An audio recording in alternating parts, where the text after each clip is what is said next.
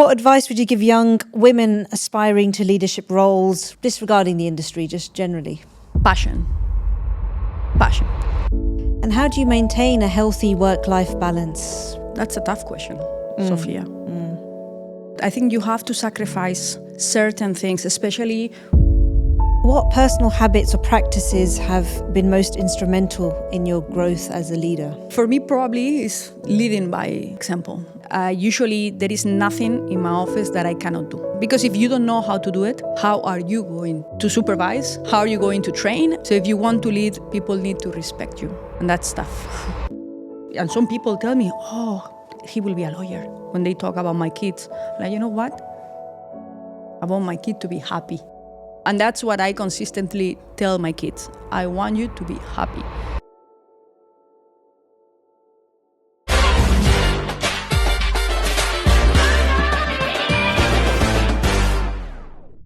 Welcome to Sheconomy, the podcast dedicated to celebrating the rising influence of women in today's economy.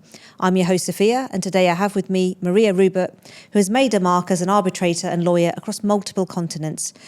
Beyond her legal prowess, María is also an influential educator, speaker, and YouTuber. María, welcome, and I'm thrilled to have you with me today. I'm so excited to be here with you today, so thank you for thinking of me.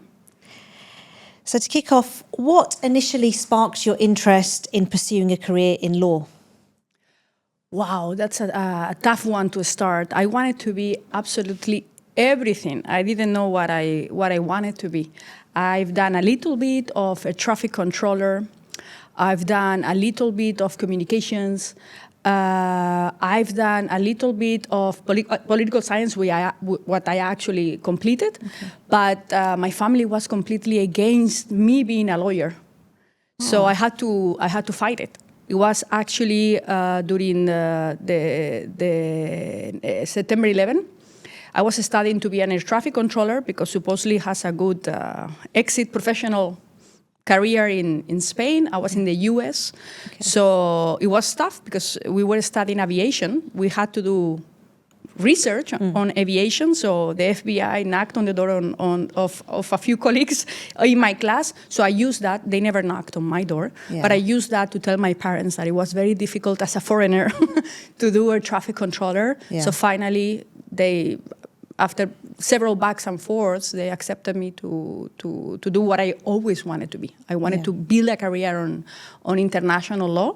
It was a passion. I knew. At the beginning, I thought maybe an ambassador, maybe career, public office. But then I met arbitration, the love of my career life. Amazing, amazing. So you've lived in and worked in Spain, in the US, and now in the UAE, each with its unique cultural and legal landscape. How did you adapt these in these different environments?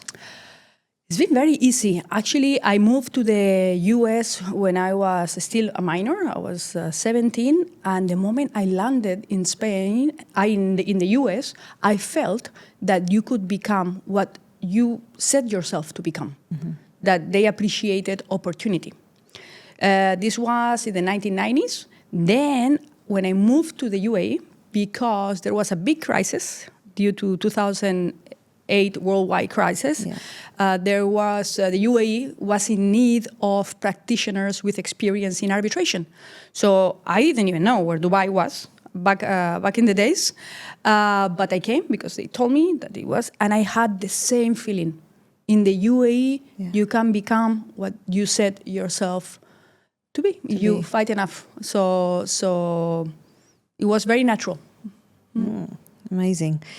So as far as I know, you were part of a championship-winning football team.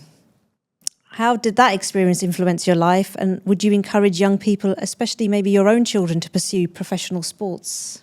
Definitely. Definitely. With my elder, I don't know if I'll have that luck. With my young one, it looks more promising. But I was born being an athlete. The first time I walked, my parents tell that I was walking towards a football ball. Wow. But of course, as you can expect, I had to fight to become a lawyer, and I had to fight to be able to play football. In Spain, in the 90s, it was not it was not good that a woman played football. So with all the pressures, I quit. My parents were happier that I played tennis. I was a very good athlete, so anything I could do pretty much. So I changed the football for the tennis at some point. And then, of course, I quit. At the end, I quit tennis because I didn't love it sufficiently as to sacrifice my education. Because I got to the point that I had to stop education, move to Barcelona and do it professionally. I loved studying. I was a good student, so I decided not to. But then I moved to the US with a scholarship by the Ford Motors. So when I landed in the US, they said, "Do you play sports?" I was like, "Well, it's been a long time that I haven't, but I could." So I started playing football. I started playing tennis, and I started getting offers from universities. I was very surprised that football in the US is a women's sport. Yeah. So at the end, all made sense. Actually, it helped me.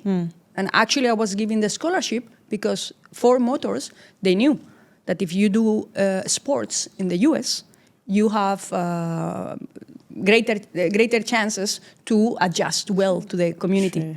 Yeah. So it was, at the end, it was fantastic. Nice. And at the end, I was able to tell my parents, you see, you can both. play football. Yes. Amazing. And what is your source of energy? A few years back, I read that you can be either introvert or extrovert, right? And where do you get energy? I find that the periods of my life that I am more energetic, I sleep very little. Yes, so I think that I need to recharge being alone. I am always with people, but I do recharge being alone. I need to be alone. Sometimes I have the need to be a little bit alone. With my kids is fine, but I'm saying with major people. Yeah. But I think energy doesn't come from sleeping, doesn't come even from food. I think that energy comes from dreaming. So I practice to have a dreams diary. So every day I try to just Spend some time. dream about something. Yeah, usually before I go to sleep, I try to think about something that I would like. Sometimes it's a small thing, it's small big things. You know, we have an issue in the office. I really, my dream is that this gets fixed as soon as possible. Yeah. You know, and then I think about potential solutions. And this is something that I practiced when I was very young. I don't know if you have the same experience when we were studying. Whatever you read before going to sleep, the next morning, it seemed to be in your head. It's true. So yes, I have. So you use that same similar concept with life. With life, but I believe that we need to teach our children to dream. To dream, even if it sounds crazy, even if it looks impossible. Yeah. No, there is no dream that is impossible. Yeah, amazing. I love that. And how do you maintain a healthy work-life balance? This is very difficult. I think you have to sacrifice certain things, especially when we have been athletes. Before being a mommy, I was big on the gym. I mean, I didn't dedicate huge time, but I had a very effective training session. Sometimes it was 30 minutes. You were great, you know. You could play paddle, you could play. I think that's the single thing that I need to work on, how to get it into my life. But as your kids grow, extracurricular, the business issues at the office, it's difficult. It's difficult. So that's the single thing. But luckily, I have a dog. I've had him for 13 years. He's my big boy. And I push myself to at least walk him 3-4 times a week, which is already an accomplishment. Yeah. And that kind of gets the healthy side of things. Yeah. But, I don't have my watch now, but I try to keep track on the steps. At least. That's a minimum. Yeah. No, true. So moving a little bit into career, what are the key qualities that female leaders in the legal field should cultivate, do you think, to succeed? I think that women leaders or even men leaders is very important to. That's a tough question, Sophia. What can you cultivate? I think, and I think it applies for most everyone. I think if you want to be recognized as a leader in everything you do, you need to be the first one to show by your actions how things are done. So lead by example. By example. And also very important, I find, over my career, I've had aggressive bosses, not aggressive enough, you know? So I think assertiveness is something that we should all be taught. So to say things in the right way, I think is very important. I'm working on it. I'm not saying I'm perfect, but I think it's very important. Empathy, assertiveness, and leading by example. Yeah, and they're good qualities to have. And then what challenges have you faced as a woman in a male-dominated industry like law? It's an interesting one, but contrarily to what most people would think, especially when they don't have experience within the UAE and the Arab world, I have found myself with more freedom here and more respected here in the UAE. I always say that when I was younger in my career, I used to go to conferences, arbitration conferences especially, and the age average, I was very below. And especially when I was younger, I've always been casual. So I think people, I witnessed it, I saw it, I experienced it. People tend to look down at you because you were young, you were a woman, you know, so there were certain expectations as to age. It's okay, you see elder arbitrators, but here in Dubai, here in the UAE, you see arbitrators that are younger, you see professionals that are younger, and I've never been looked at from above, even because I was a woman or I was young. So I do remember with a bad feeling those looks at me like this. I was fine because I knew I would give my business card and they would change. But no, true. And what advice would you give young women aspiring to enter and thrive in the legal field? To choose the topic that you love and get experience. You know, it doesn't matter if they don't pay you. You get an internship in a good firm. You get an internship in a public authority. Take it, because I think the most difficult is to land your first real job. And in order to land your first real job, you will need to prove that you know something. It's like making it to the UAE. If you are not able to evidence that you have done something in the UAE, your value is very little. This is the same. Give yourself value. Be willing to work hard and maybe a little pay at the beginning to build your CV. Write. Create content about the subject matter that you love. You like maritime law, arbitration, whatever it is that you love. Don't do anything in life for money. Do it because you love it, and money will follow. So take the opportunities that come your way, even if they seem small, go for it because you'll gain experience through that, right? Definitely. And how do you see technology and innovation changing the legal industry? I think there are going to be changes that we can even think about. No, all the CRMs that we have today already in the arbitration world is fantastic, because when we as arbitrators or legal counsel in arbitration, when there is a hearing, we need to have the full set.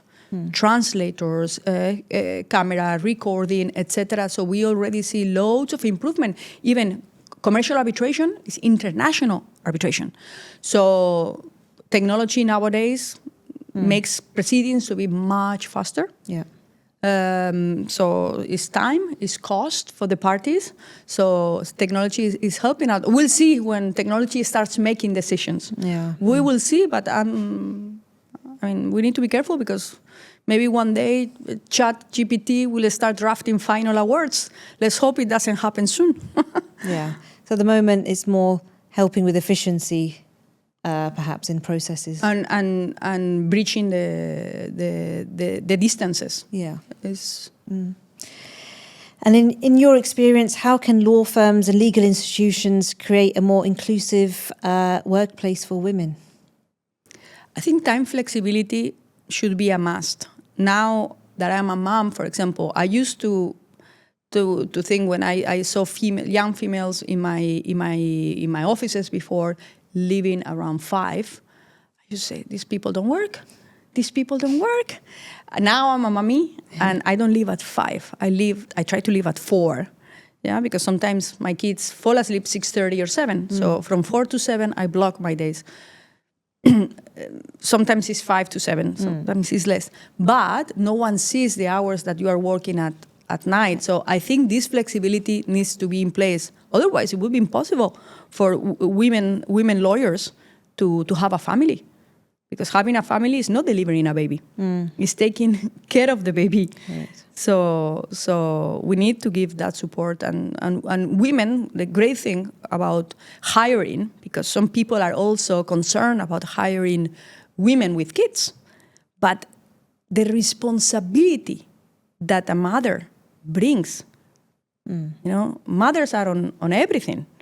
And because they know better than anyone how to care, they will show that care also, not only to clients, but also to colleagues. Correct. So I think that the experiences that come with being a mom are great for professionals. Yeah, I love that point, and I have to agree. So, Maria, in your view, how important are marriage contracts, especially for expat women in the UAE, and who stands to benefit the most from them? I believe it's a must. I think that love is transitory craziness. Yes. So it's fine, but I think decisions should not be made a night out, or I'm not saying that you get married a night out. I'm saying that when you are in love, you may make decisions that you wouldn't make otherwise. In my experience as a lawyer, love disappears later on when we come to divorce. Yeah, because I only talk to couples that love left them. Yes. So I think it's good to make decisions and also keep in mind that when you go through divorce, sometimes the same way that you don't make the same decisions when you are high up on happiness, you don't make the same decisions when you are low here. So marriage contracts, be it prenup or you can make them later on, help avoid the ups and the downs. You can agree on everything in the event that you will get divorced. So this helps bring this decision-making and not passionate thinking, be it because you are very happy, be it because you are extremely upset at whatever that can happen. Correct. Someone can cheat, someone can leave, someone can be not acting the way you would want them to act. At the end of the day, you get married, usually it's because you want to have a family, so you need to protect the interest of the children. So this will avoid. It'll take the emotion out of those decisions at the highs or the lows. I take the emotion out of it, because it's very complicated. It's the toughest. As a lawyer, handling divorces is the toughest because it's the matter that is closest to clients. Then second, employment disputes. Correct. Yeah, so that's commercial disputes. At the end of the day, is money. Correct. Companies and money comes and goes. But a divorce is very difficult. And employment disputes are also very difficult. So ensure, protect the kids, and also save the relationship. Whether you like it or not, you will be in the life of your kids forever. So it's better that you agree, whether you do it in advance or whether you do it later on. You can also do a divorce agreement. Yes? So this will help saving the relationship. So, thank you for that. What are the most critical legal rights that expat women have in the UAE, especially in terms of family or employment? Things have changed significantly. We have a new law, not only in terms of, for example, joint custody. Also, there is a compensation for women. This applies to non-Muslim, but there is a compensation for women as well, which was not in the law before. Also, if someone was to pass today, the law recognizes the equality. So irrespective of no longer fear of Sharia. So I see very little weak points as to the law, because the law has been brought up to international standards. Yeah. And in employment, the same. Maybe in employment as women, there is room to improve maternity leave. There is room for improvement. I see many women getting fired when they try to expand a little bit on the maternity leave. As a business owner, I also understand the problems that arise, because if someone is out for 4 months, you need to do a replacement, and then later on you have a problem, if you cannot keep both of them. So I see both sides, the business owner side and the women's side. But I think we were talking about time flexibility. Yeah. I think if both parties are flexible, I think there are midterm solutions for mummies to be more in the house, and maybe working from the house for a given number of weeks or months post-delivery. So Maria, looking back, what are some of the key milestones in your career that you're most proud of? I think I think it would be my first year in the US. My first year in the US was tough. I didn't speak the language. In Spain, they teach you to write and they teach you to read, but they don't teach you to speak it or to understand others. So my first year was very tough. But looking back, I didn't think, not even 1 second, to give up and going back. Many people ask me, it's very brave what you have done in the UAE. And I say, I don't think so. I don't really think so. For me, the really tough year was my first year in the US.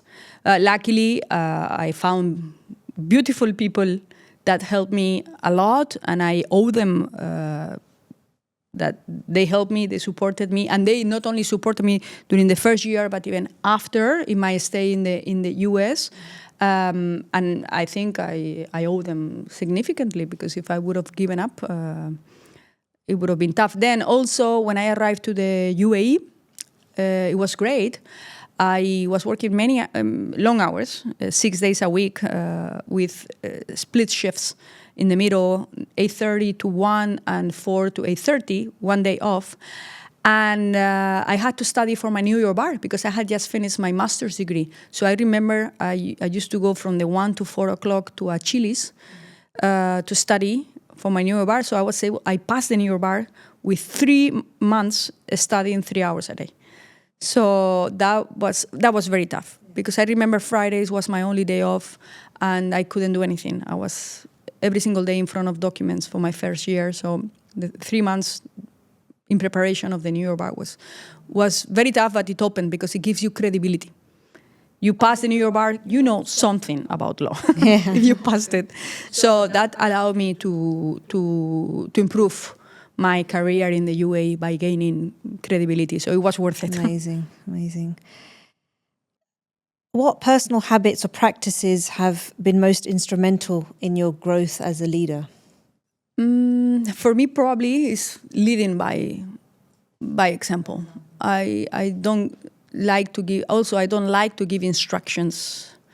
I like people to have tasks, but usually there is nothing in my office that I cannot do. That's because if you don't know how to do it, how are you going to supervise? Yeah. How are you going to train? How are you going? So I am a hands-on person, and I think most people in my office many times say, we don't know how you do it. But I think behind that, we don't know how you do it, there is respect. So if you want to lead, people need to respect you. And that's tough, because Gaining is one thing, maintaining that respect for a long time, it's difficult. Yeah, it's not easy, no, for sure. And what are your future aspirations, both professionally and personally, over the next 5 years? Well, I'm very happy. We just set up a new company Congratulations. for real estate, because I think the industry is missing integrity.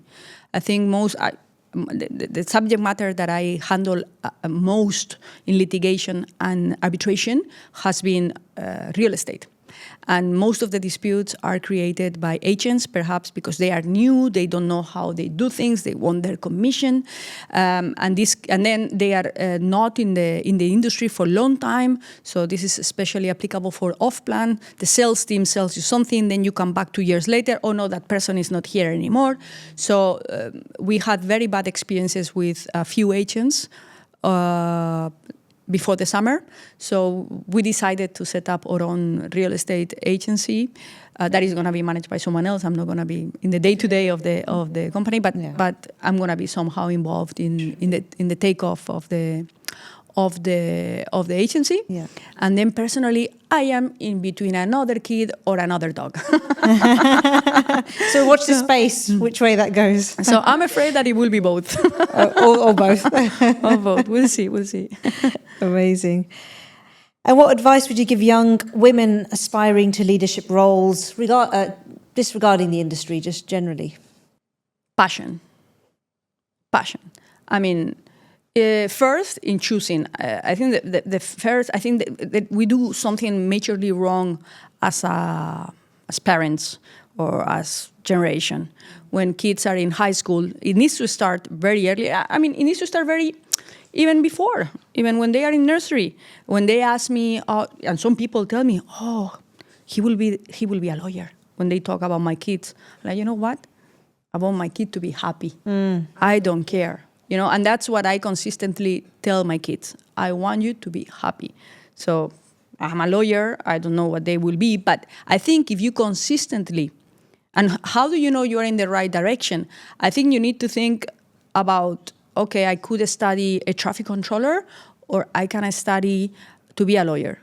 When you think about something that moves you, you get sparks here. So you need to follow what sparks you. Right here. Your passion. So, your passion. If you do that, you will excel. Absolutely. Even if you are horrible, you spend the same horrible playing soccer, playing football, and you spend 25 hours a day at the pitch, you will never be Messi. Yes? So do what you do good. Do what makes you happy. And then you will excel. Yeah? And this we should apply to everything. We should only do what we are good at, because we can do beautiful things if we are good at it. Amazing. Thank you, Maria. And I'm sure all the listeners will appreciate all your lovely tips. And I really enjoyed this episode. It was really great chatting to you. And again, thank you so much for coming in. Thank you very much for having me.